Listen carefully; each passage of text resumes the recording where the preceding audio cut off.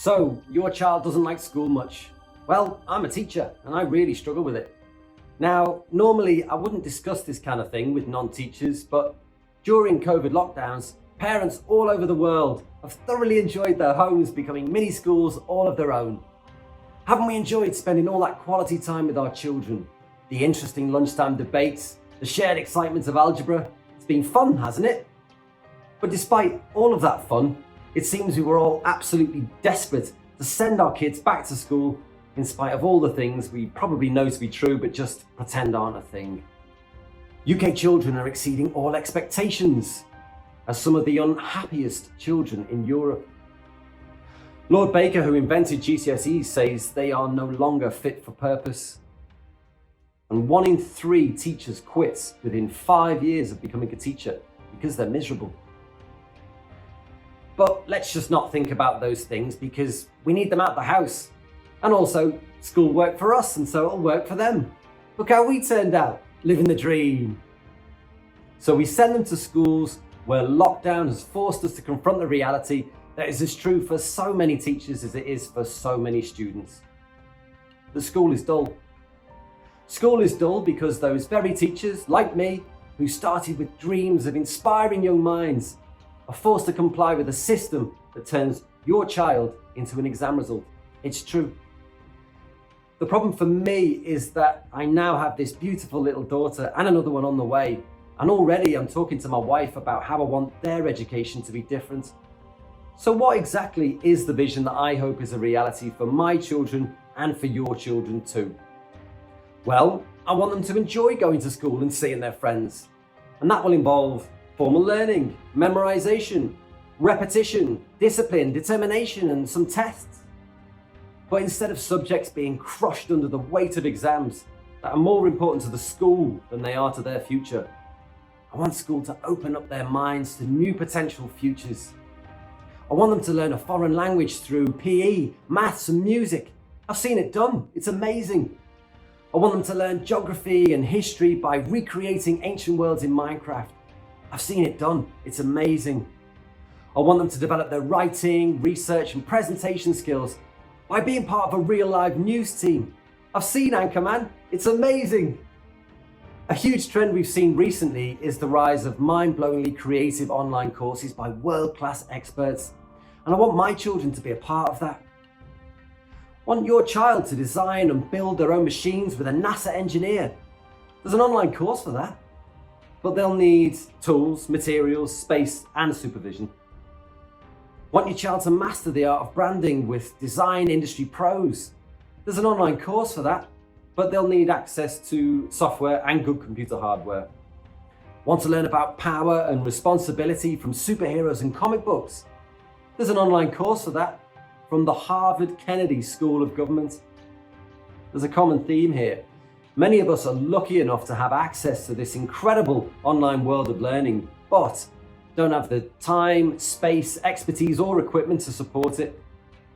It's also extremely tough and boring to do it on your own.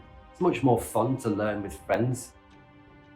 So, all we need to do now is design some kind of revolutionary large building with good IT facilities and rooms to collaborate that can buy materials or software in bulk, where they can be fed and spend free time with friends, supported by adults trained in the art of teaching, where they can take part in sports, music, drama, and dance.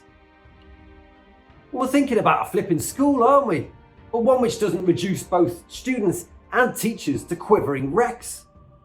Nobody signed up for this. Not the teachers who became teachers to inspire a better tomorrow, and not the students who are anxious and depressed.